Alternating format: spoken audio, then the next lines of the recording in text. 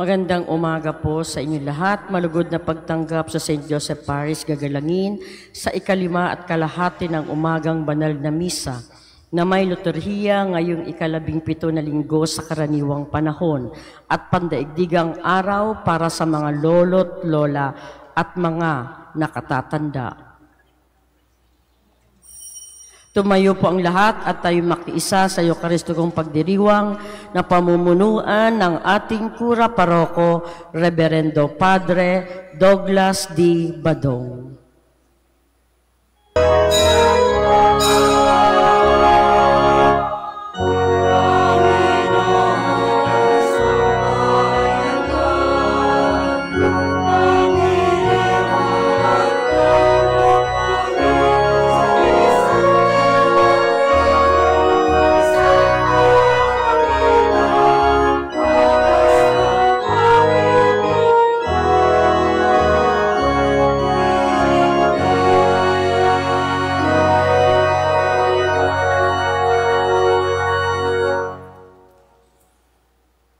Sa ngalan ng Ama at ng Anak at ng Espiritu Santo. Amen. Ang pagpapala ng ating Panginoong Hesu Kristo, ang pag-ibig ng Diyos Ama at ang makikipagkaisa ng Espiritu Santo naway sumainyong lahat. At sumaiyo rin. Tayo po ay nasa ikalabing-pitong linggo sa karaniwang panahon at ating pong ipinagdiriwang din ang pandaigdigang araw para sa mga lolo at lola at mga nakakatanda. Mga kapatid, aminin natin ang ating mga kasalanan upang tayo'y maging marapat gumanap sa banal na pagdiriwang. Inaamin ko sa makapangyarihang Diyos at sa inyo mga kapatid na lubha akong nagkasala sa isip, sa salita at sa gawa, at sa aking pagkukulang. Kaya isinasamo ko sa mahal na Birhen Maria, sa lahat ng mga anghel at mga banal, at sa inyo mga kapatid, na ako'y panalangin sa Panginoong ating Diyos. Kawaan tayo ng makapangyarihang Diyos, patawarin tayo sa ating mga kasalanan, at patnubayan tayo sa buhay na walang hanggan. Amen.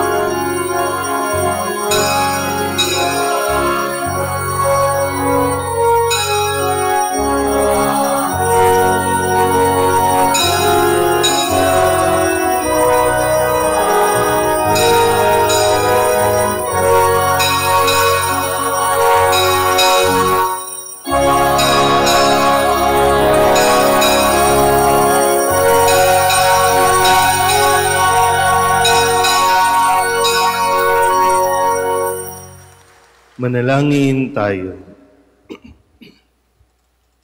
Ama naming makapangyarihan, nililingap mo ang mga walang inaasahan kundi ikaw.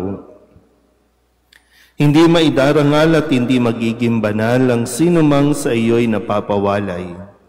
Dagdagan mo ang iyong kagandahang loob sa amin upang sa iyong pamumuno at pangangasiwang magiliw, mapakinabangan namin ang mga biyaya mo sa lupa bilang pagkakamit na namin sa makalangit mong pagpapala sa pamamagitan ni Jesucristo kasama ng Espiritu Santo magpasawalang hanggan. Amen.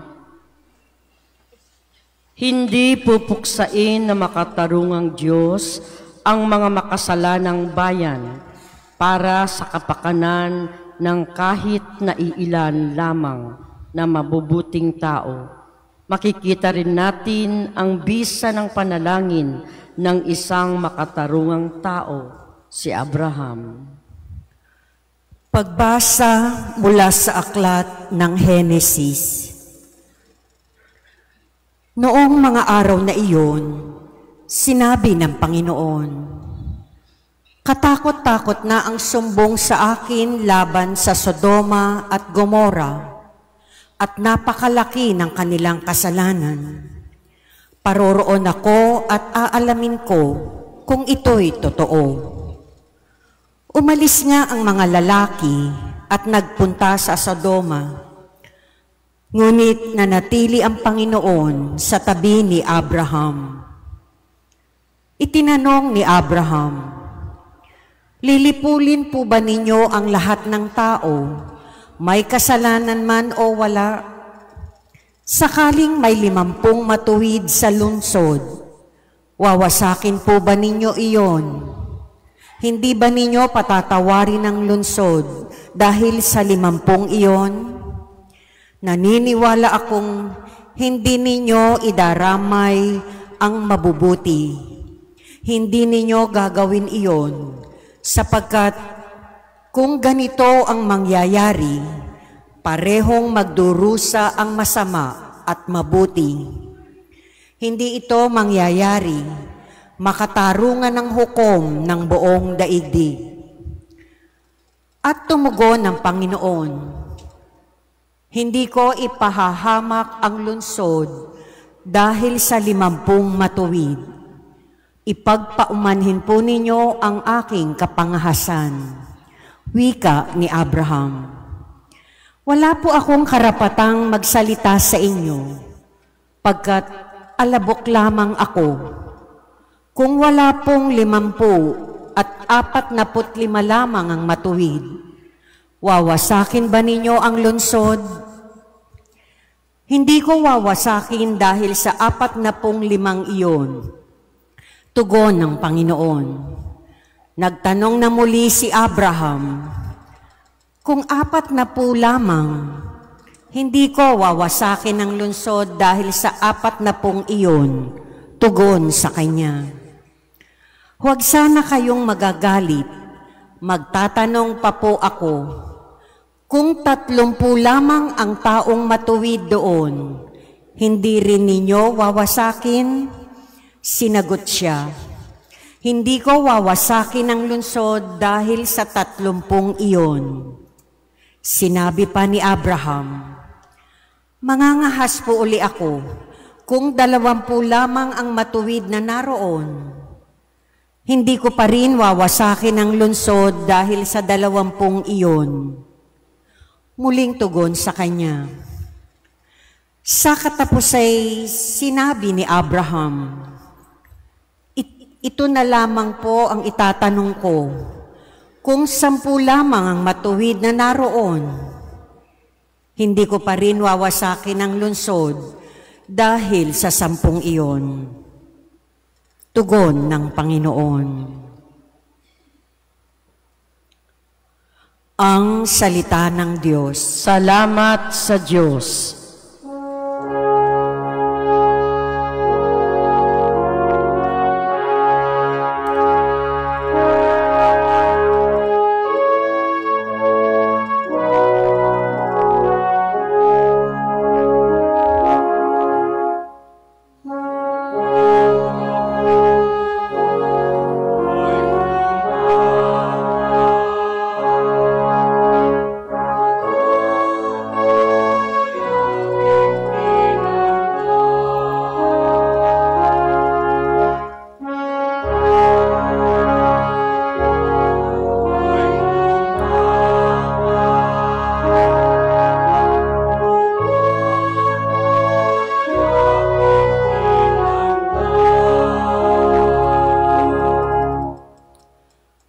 Ako poon buong pusong aawit ng pasalamat. Sa harap ng mga anghel, pupurihin kitang ganap. Sa harap ng iyong templo, ayuyuko at gagalang. Pupurihin kita roon, pupurihin ang iyong ngalan.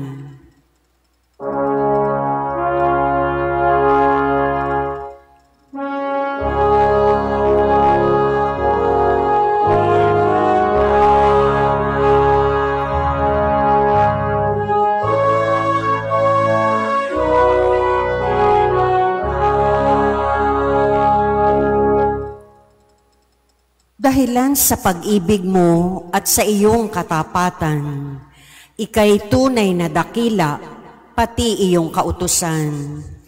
Noong ako ay tumawag, tinanggap ko ang tugon mo.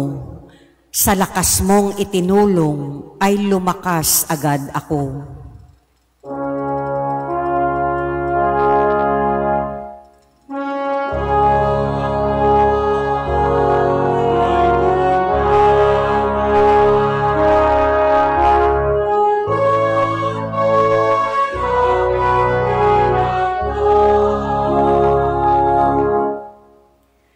Kung ang Diyos mang Panginoon ay dakila at mataas, hindi niya nililimot ang aba at mahihirap. Kumublimay kita niya yaong hambog at pasikat, kahit ako'y nababatbat ng maraming suliranin. Ako'y walang agam-agam, panatag sa iyong piling.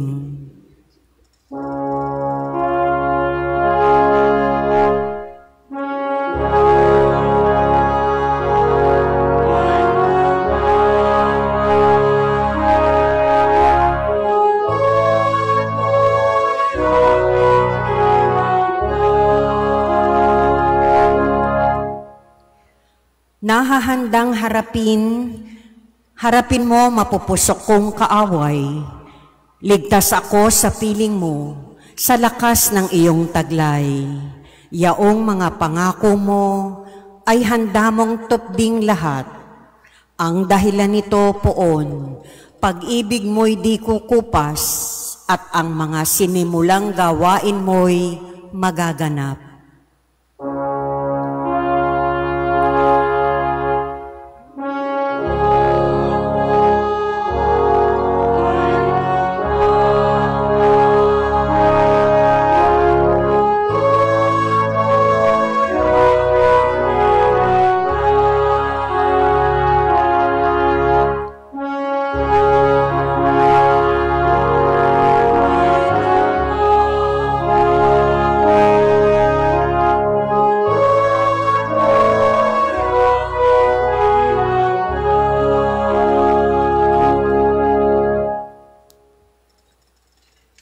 Dahil sa binyag, nagiging kabahagi tayo sa pagkamatay at muling pagkabuhay ni Kristo. Binago na tayo ng Panginoon at hinahamon tayo ngayon ni San Pablo ng magbagong buhay kay Kristo. Pagbasa mula sa sulat ni Apostol San Pablo sa mga taga-Kolosas. Mga kapatid, noong kayo'y binyagan, nalibing kayong kasama ni Kristo at muling nabuhay na kasama niya dahil sa inyong pananalig sa kapangyarihan ng Diyos na muling bumuhay sa Kanya. Kayong mga hentil na dating patay dahil sa kasalanan ay muling binuhay ng Diyos na kasama ni Kristo. Pinatawad niya tayo sa ating mga kasalanan at pinawalang bisa ang lahat ng kasulatan laban sa atin, pati mga pananagutang kaugnay nito. Pinawi niya ang lahat ng ito nang ipako siya sa krus. Ang salita ng Diyos. Salamat sa Diyos. Magsitayo na po ang lahat.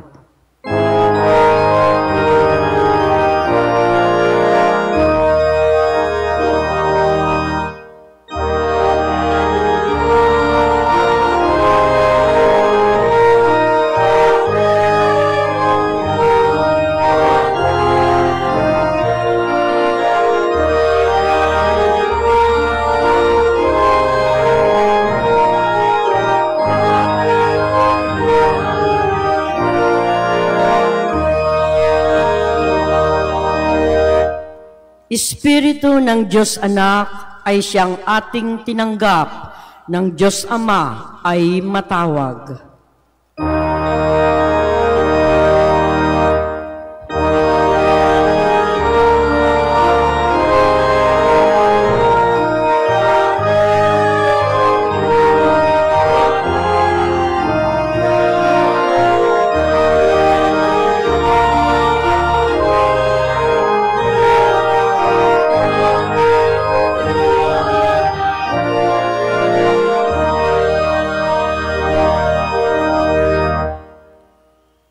Sumainyo ang Panginoon. At sumaiyo rin. Ang mabuting balita ng Panginoon ayon kay San Lucas. Papuri sa iyo, Panginoon. Minsan, nananalangin si Jesus. Pagkatapos niya, sinabi ng isa sa kanyang mga alagad, Panginoon, turuan po ninyo kaming manalangin. Katulad ng ginawa ni Juan sa kanyang mga alagad. Sinabi ni Jesus, kung kayo'y mananalangin, ganito ang sabihin ninyo, Ama, sambahin nawa ang ngalan mo. Magsimula na sana ang iyong paghahari. Bigyan mo kami ng aming makakain sa araw-araw at patawarin mo kami sa aming mga kasalanan, sapagkat pinatatawad namin ang bawat nagkasala sa amin. Sinabi pa rin niya sa kanila, ipalagay natin na ang isa sa inyo'y nagpunta sa isang kaibigan isang hating gabi at nagsabi, Kaibigan, bigyan mo muna ako ng 3 tinapay. Dumating kasi ang isa kong kaibigang naglalakbay at wala akong maihain sa kanya. At ganito naman ang sagot ng kanyang kaibigan sa loob ng bahay. Huwag mo nga akong gambalain, nakatrangka na ang pinto at nakahiga na kami ng aking mga anak. Hindi na ako makababangon pa upang bigyan kita ng iyong kailangan. Sinasabi ko sa inyo, hindi man siya bumangon dahil sa kanilang pagkakaibigan, babangon siya upang ibigay ang inihingi ng kaibigan dahil sa pagpupumilit nito. Kaya sinasabi ko sa inyo, humingi kayo at kayo'y bibigyan. Humanap kayo at kayo'y makasusumpong. Kumatok kayo at ang pinto'y bubuksan para sa inyo. Sapagkat tumatanggap ang bawat tumihingi, nakasusumpong ang bawat tumahanap, at binubuksan ang pinto sa bawat kumakatok. Kayong mga ama, bibigyan ba ninyo ng ahas ang inyong anak kung humihingi ng isda? Bibigyan ba ninyo siya ng alakdan kung siya'y humihingi ng itlog? Kung kayong masasama ay marunong magbigay ng mabubuting bagay sa inyong mga anak, gaano pa kaya ang inyong amang nasa langit? Ibibigay niya ang Espiritu Santo sa mga humihingi sa Kanya. Ang mabuting balita ng Panginoon. Pinupuri ka namin, Panginoong Hesukristo. Isang magandang umaga po sa inyong lahat. Muli tayo po ay nasa 17 linggo sa karaniwang panahon at ang linggong ito ay tinalaga ng simbahan bilang pagdiriwang ng pandaigdigang araw ng mga lolo, lola o mga nakakatanda. Pakibati nga muna yung mga katabi ninyong matatanda na. Sabihin nyo naman, hello. O hanggang ngayon, hindi nyo pa rin matanggap na matanda na? Ayaw pa rin? Denial pa rin? Lahat na ng palatandaan, yung ngipin, yung buhok, yung mukha, andyan na yung katandaan. Bakit di pa rin tayo maging handa o maging masaya na matanda na tayo? Sabihin nyo nga ulit sa katabi ninyo, matanda ka na. I-enjoy mo na yung buhay kasi malapit-lapit na yan. Ha? Pero ang pagtanda, tandaan po natin, ha? Ang pagtanda ay isang biyaya, kaloob ng Diyos. Sabi nga sa Biblia, ang tao hanggang 70 years lang. Hanggang 70. Kung medyo malakas-lakas ka, maayos-ayos ang lifestyle mo, aabot ka ng 80. At kung lumagpas ka pa dyan, sobrang bonus na yan. Kaya wag mong sayangin. Hindi pwedeng tumatanda tayo na bugnutin. Hindi pwedeng tumatanda nga tayo, pero malungkot naman ang buhay. Hindi pwedeng tumatanda tayo na wala tayong pinagkakatandaan. Hindi pwedeng tumatanda lang tayo sa edad. Kailangan tayong tumatanda sa atin pong karunungan, sa ating karanasan. So, meron ba tayo niyan? Di ba? Paliwanag, ang kabataan, ang taglay niyan, kalakasan. Pero ang pagtanda o ang matanda, ang kapangyarihan niyan, karunungan. Hindi natin pwedeng igiit na, irespeto niyo ko, igalang niyo ko kasi matanda na ako. Kasi yung respeto ay naibibigay kung tayo po ay marunong gumawa o marunong kumilos bilang nakakatanda. Sabihin nyo nga ulit sa katabi ninyo, matanda ka na. Pero ito po ay isang, siyempre, pagpaparangal at pagpapasalamat. Ina-acknowledge ng simbahan ang mga lolo't lola at mga nakakatanda. At alam nyo minsan, kung ma-observe po ninyo, bakit mas malapit ang mga lolo't lola o mga nakakatanda sa mga apo at hindi sa mga anak?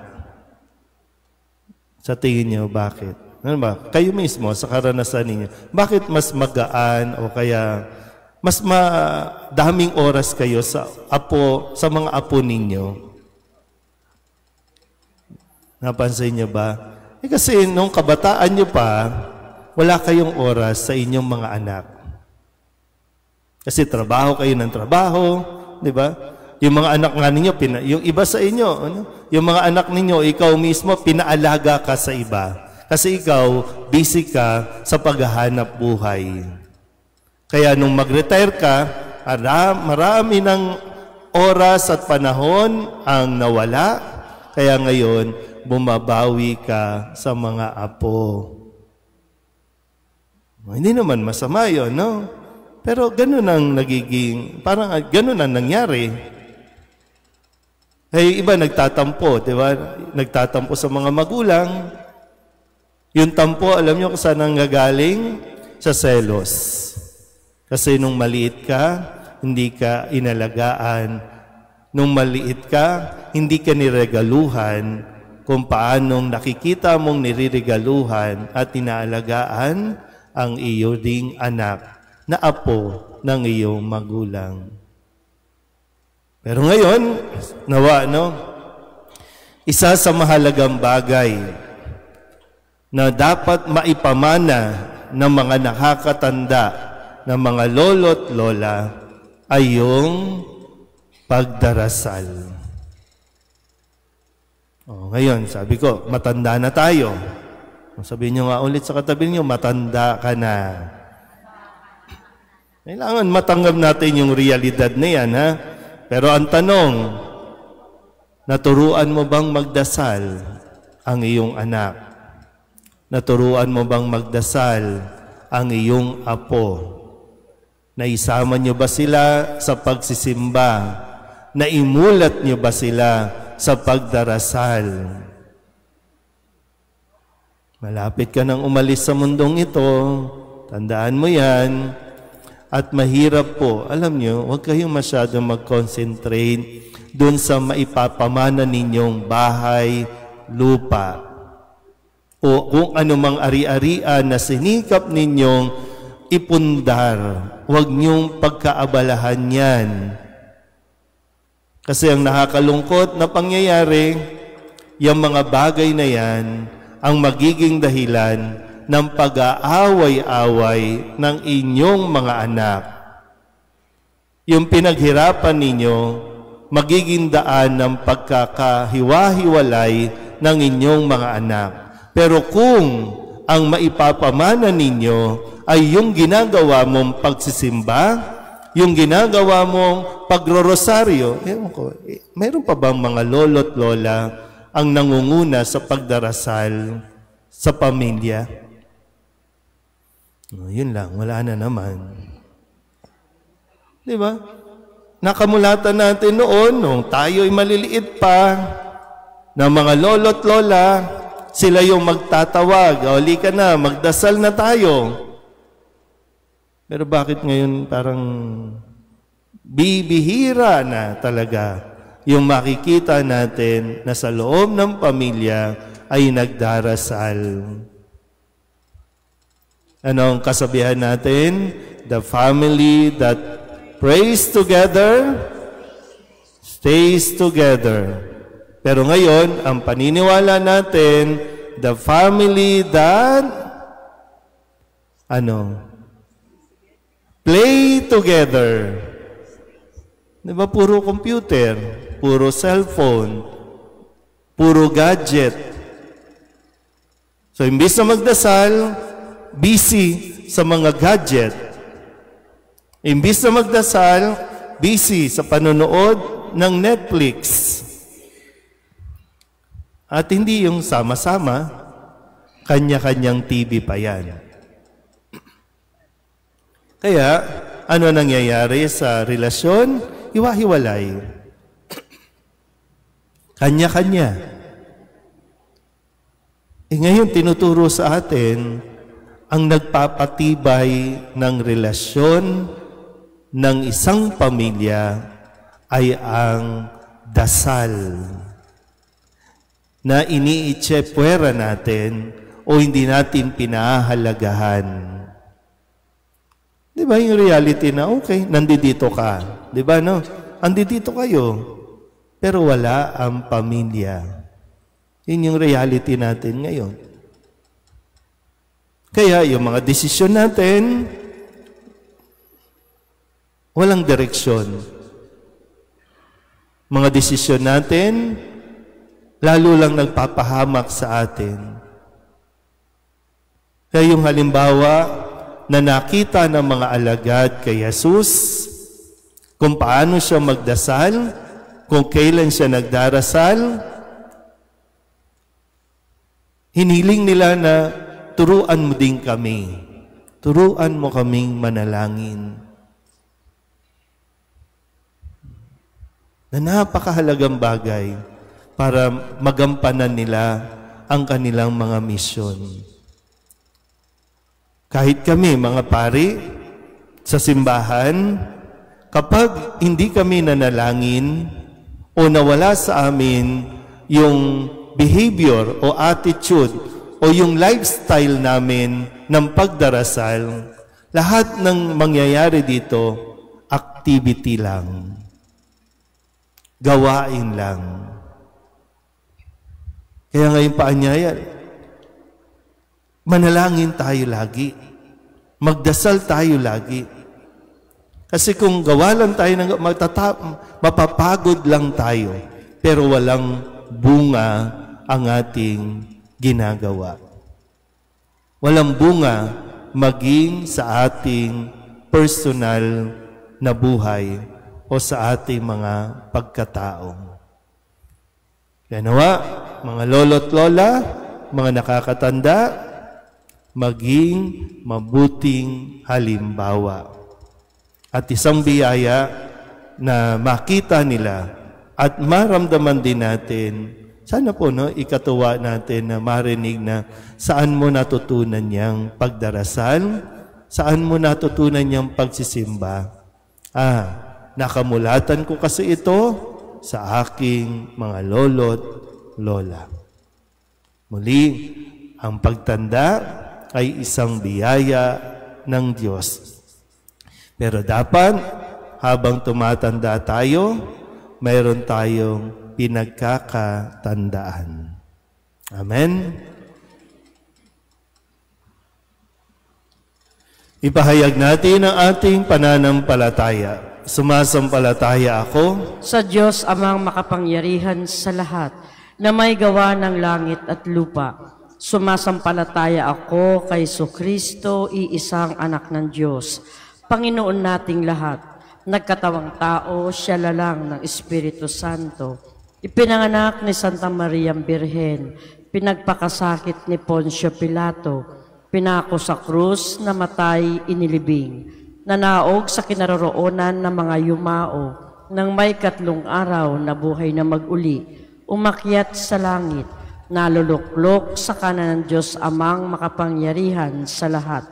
Doon magmumulang paririto at huhukom sa nangabubuhay at nangamamatay na tao. Sumasampalataya naman ako sa Diyos Espiritu Santo, sa banal na simbahang Katolika, sa kasamahan ng mga banal, sa kapatawaran ng mga kasalanan, sa pagkabuhay na muli ng nangamatay na tao, at sa buhay na walang hanggan. Amen. Tinuturuan kami ni Jesus na buong tiwalang manalangin sa iyo. Ama, idinudulog namin sa iyo ang aming mga kahilingan at ng buong simbahan. Ang ating itutugon, Ama, dinggin mo ang iyong bayan. Ama, dinggin mo ang iyong bayan. Para kay Leon na aming Papa, mga obispo, pari at diakono, masalamin nawa sa kanila ang pag-ibig mo, Ama, sa pamamagitan ng kanilang paglilingkod sa kapwa. Manalangin tayo. Ama, dinggin mo ang iyong bayan. Para sa mga pinuno ng aming bayan, magsilbi nawa sila bilang mga tagapangalaga at tagapagtanggol ng mga duka, mahihina at walang tinig sa lipunan. Manalangin tayo. Ama, dinggin mo ang iyong bayan. Para sa mga pinanghihinaan ng loob, sanhi ng mga pagsubok at problema, manatiling bukas nawa ang kanilang puso sa kabila ng mga suliranin, sapagkat ikaw, Ama, ay sumasa kanila. Manalangin tayo. Ama, dinggin mo ang iyong bayan. Para sa mga nakatatanda, naway mapuspos sila ng galak at maging matatag sa anumang kanilang pinagdaraanan sa buhay. Patuloy nawa silang kalingain na mga taong tunay na nagmamalasakit. Manalangin tayo. Ama, dinggin mo ang iyong bayan. Sa ilang sandali ng katahimikan, itaas natin sa Diyos ang ating mga pansariling kahilingan, gayon din ang mga pangangailangan ng ating pamayanan. Manalangin tayo. Ama, dinggin mo ang iyong bayan. Ang lahat ng ito'y inihiling namin sa ngalan ni Kristong aming Panginoon. Amen.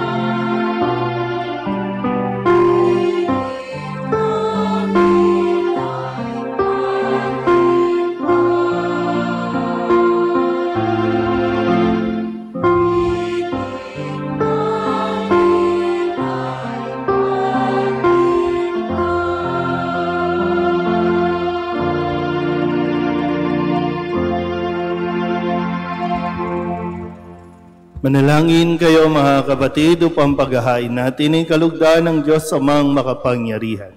Tanggapin nawa ng Panginoon itong pagkahain sa iyong mga kamay, sa kapurihan niya at karangalan sa ating kapakinabangan at sa buong sambayanan niyang banal. Ama naming lumikha, tanggapin mo ang mga alay na sa iyo rin nagmula at ngayoy aming inihahanda sa iyong dambana upang sa aming ginaganap na pagdiriwang ang iyong paglingap ay magtaguyod sa tanan at magpabanal sa aming pamumuhay sa kasalukuyan at mag-akay sa amin sa ligayang walang katapusan sa pamamagitan ni Jesucristo kasama ng Espiritu Santo magpasawalang hanggan. Amen. Sumainyo ang Panginoon. At sumaiyo rin. Itaas sa Diyos ang inyong puso at diwa. Itinaas na namin sa Panginoon. Pasalamatan natin ang Panginoong ating Diyos. Marapat na siya ay pasalamatan. Ama naming makapangyarihan, tunay ngang marapat na ikaw ay aming pasalamatan.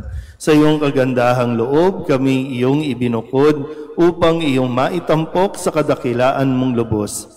Kahit na ikaw ay aming tinalikdan dahil sa aming pagkasalawahan, gumawa ka pa rin ng magandang paraang may manguna sa amin para ikaw ay balikan.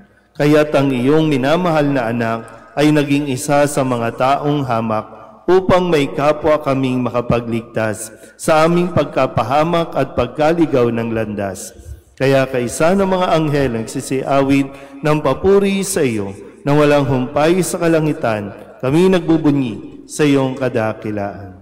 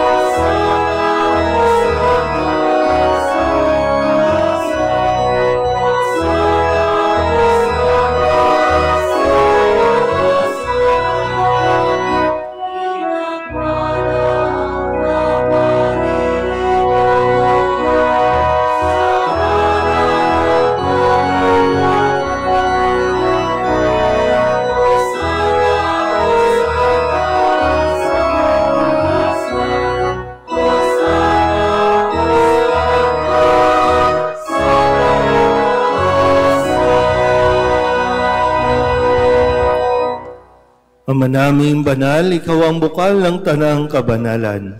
Kaya't sa pamamagitan ng iyong Espiritu, gawin mong banal ang kaloob na ito upang para sa aming maging katawan at dugo ng aming Panginoong Jesucristo.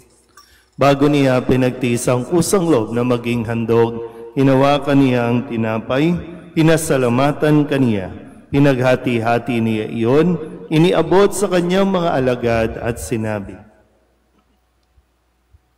"Tanggapin ninyong lahat ito at kanin, ito ang aking katawan na ihahandog para sa inyo."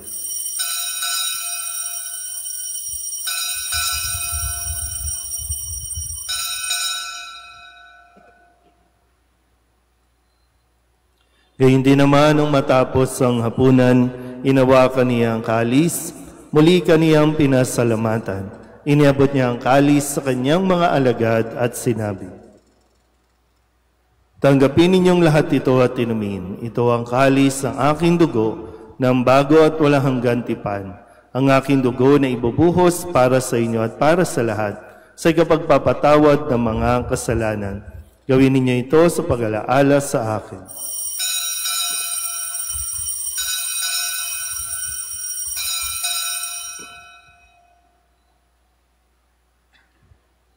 Ipagbunyi natin ang misteryo ng pananampalataya.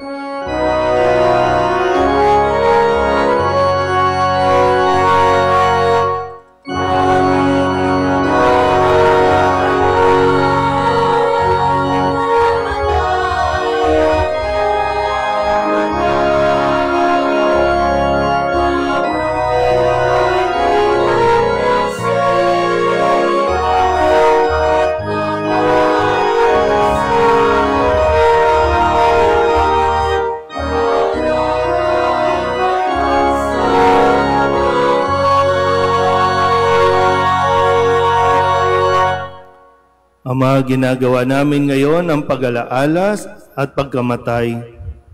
Pag-alaala sa pagkamatay at muling pagkabuhay ng iyong anak.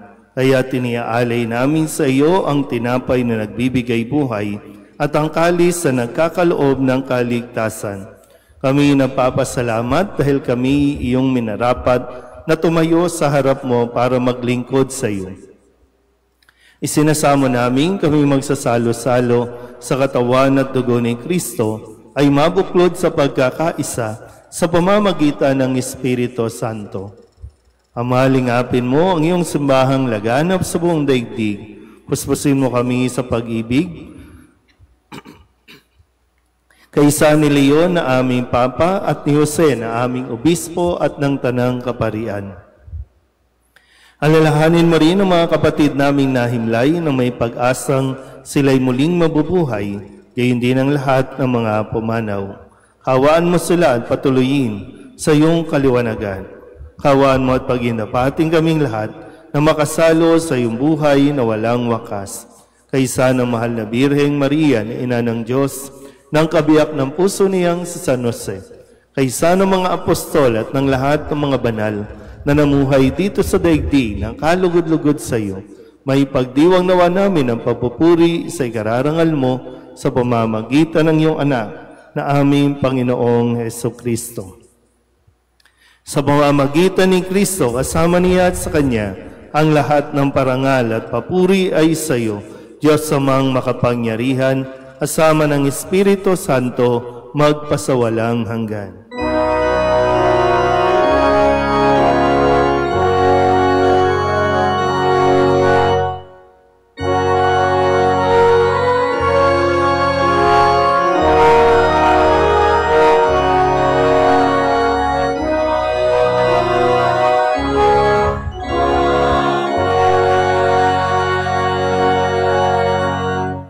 Sa tagubilin ng mga nakagagaling na utos at turo ni Jesus sa Panginoon natin at Diyos, pahayag natin ang lakas loob.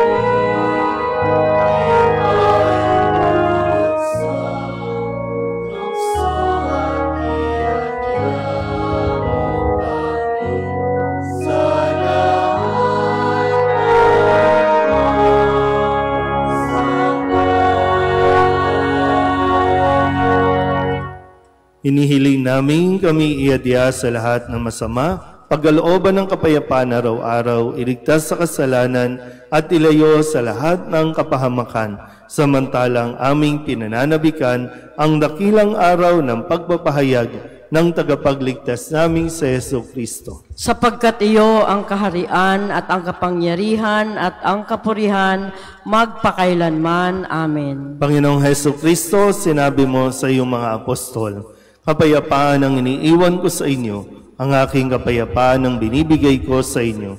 Tunghayan mo ang aming pananampalataya at huwag ang aming mga pagkakasala. Pagalooban mo kami ng kapayapaan at pagkakaisa ayon sa iyong kalooban kasama ng Espiritu Santo magpasawalang hanggan.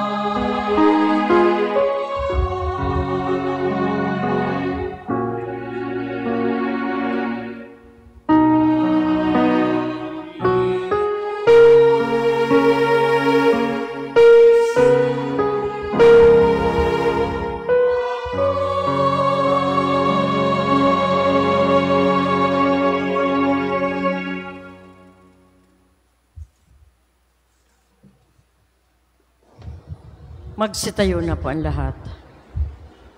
Manalangin tayo.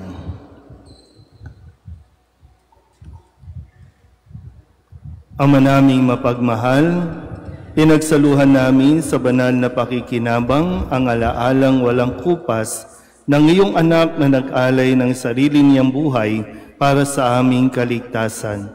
Ipagkaloob mong ito ay magdulot ng pag-unlad sa ipinamana niya sa aming pagliligtas bilang tagapamagitan kasama ng Espiritu Santo magpasawalang hanggan. Amen. Magsiluhod po ang lahat at ating dadasalin ang panalangin ng pagbabasbas para sa mga lolo't lola at mga nakakatanda.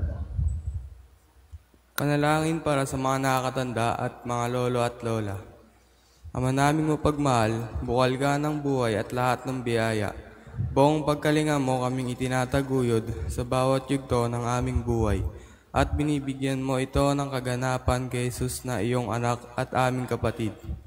Nagpapasalamat kami sa pagbibigay mo ng aming mga lolo at lola at nakakatanda upang maging gabay sa pagbabahagi nila ng kanilang mayamang karanasan at karunungang natamo sa pagdaraan ng mga taon.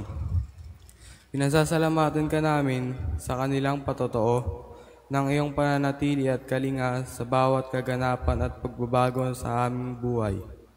Basbasan mo sila ng tuwa at kapanatagan ng kasiyahan sa mga bunga ng kanilang pagpapagal at ng tapat na pagmamahal ng kanilang pamilya. Panatagin mo sila sa pagtitiwala ng iyong mapagpagaling na awa sa hirap ng pagkakamali at kasalanan ng panahong nagdaan. Maging maligaya nawa sila sa piling ng kanilang mga mahal sa buhay at mga kaibigan. Ipag-adya mo sila sa lahat ng panganib at kasamaan na magkubli sa walang hanggang kapayapaan at galak sa iyong kaharian. Pagkalooban mo sila ng tiyaga at katatagan, napasanin ang krus ng sakit at kahinaan ng katawan. Tulungan mo sila at tignan ang kanilang mga hirap at pagtitiis bilang pakikisa sa misteryo ng Paskwal ni Kristo. Ipagkaloob mo sa amin kanilang mga mag-anak at mga kaibigan, at matatag na panindigan at pananalig sa halaga ng katawan ng bawat tao. Nanilika ng iyong kalarawan at tinubos ng sakripisyo ng iyong anak sa krus. Makatulong nawa ito lagi sa amin silang alalayan, igalang at mahalin. Inihiling namin ito sa pamamagitan ni Jesucristo kasama ng Espiritu Santo magpasawalang hanggan. Amen. Maupo muna po ang lahat. Mga pamparokyang pabatid, tayo po ay magkakaroon ng special collection para sa misyonerong Pilipino at mga programa ng Mission Societies of the Philippines. Tumulong po tayo. Kalawa, ang First Saturday Marian Devotion sa August 3, 2025 ay gaganapin sa Pook Silangan, Barangay 152 sa ganap na ikasyam ng umaga. Pangatlo, ang imahe ng mahal na Poong Nazareno, buhat sa Minor Basilica ng National Shrine of Jesus Nazareno, Quiapo Church ay dadalaw sa ating parokya mula August 1 to 5, 2025. Makiisa sa mga gawain para sa Dalaw Nazareno 2025 na may temang pag-asa at paghilom sa pamumuno ng mga balangay ng Poong Jesus Nazareno ng ating parokya. Tignan ang talaan ng mga gawain sa labas ng simbahan at sa ating parish Facebook page. Pang-apat, ang Triduum Masses para sa kapistahan ng Saint John Marie Vianney, patron ng mga pari, ay sisimulan sa August 1 to 3, taong kasalukuyan sa ganap na ika-6 ng umaga, maliban tuwing linggo. Ang Triduum Mass ay gaganapin sa ganap na ika-3 ng hapon. Ang banal na misa sa araw ng kapistahan, August 4, ay sa ganap na ika-6 ng umaga. Panglima, sa ating pagpapanatili ng ating bahay dalanginan, ilulunsad ng Parish Finance Council ang My 100 for Your House, isang fundraising project na may layuning tugunan ang mga ongoing renovation projects ng ating parokya. Ang ticket ay nagkakalaga ng 100 pesos na maaaring makuha sa parish office o sa may booth sa harap ng simbahan. Ang raffle draw ay gaganapin sa September 8, 2025, kapistahan ng kapanganakan ng mahal na Birheng Maria, pagkatapos ng ika-6 at kalahati ng gabing banal na misa. Maraming salamat po at magsitayo na po ang lahat. Karagdagan po doon sa raffle ticket, siyempre meron po yung prizes, meron pong e-trike, laptop at cellphone. So sana po suportahan ninyo at kung gusto nyo pong silipin yung ongoing na renovation ng ating sacristy, feel free po no, na baka meron kayong maisip na maidagdag at baka kayo po ay makapag-donate para po sa gawaing ito. Muli, para sa mga lolo't lola, baka umabot na sa pagiging lolo't lola, hindi pa rin kayo tiyak na kayo talaga ang para sa isa't isa, kaya ayaw pa rin magpakasal. Lolo't lola na, ayaw pa rin magpakasal. So, muli, no, libre ang kasal dito sa ating parokya. Kahit kayo lang pong dalawa, o isama nyo na yung mga apo ninyo, pwede nating gawin at ibigay sa inyo ang sakramento ng kasal. Huwag nyo pong hintayin, abutan kayo ng kamatayan. Dahil sa ating pong turo, katikismo sa simbahan, ang pagsasama o nagsasama ng hindi kasal ay kasalanan. Kaya mga lolo't lola, ha? Pag-usapan nyo na, ha? Una kayong humanap ng iba, wala na. Yan na talaga yan. No? Pero habang nakakasagot pa, kasi kailangan yung consent, tatanungin kayo, handa ka bang maging asawa? Kung hindi ka na makasagot, paano pa natin gagawin yung kasal? O habang nakakapagsalita pa, ha? Yun naman yung pinaka-importante. Kahit di ka na nakakalakad, okay lang yan, ha? Pero kailangan nakakarinig at nakakapagsalita pa para hindi ka pinipikot at pinilit dalhin sa altar. So pag-usapan niyo po, ha? So muli, libre po ang kasal, kaya pag-usapan niyo po ng mabuti. Sumainyo ang Panginoon. At sumairin. At pagpalain kayo ng makapangyarihang Diyos, Ama at Anak, at Espiritu Santo. Amen. Tapos ang banal na misa, humayo tayo sa kapayapaan ni Kristo. Salamat sa Diyos. Magandang umaga po.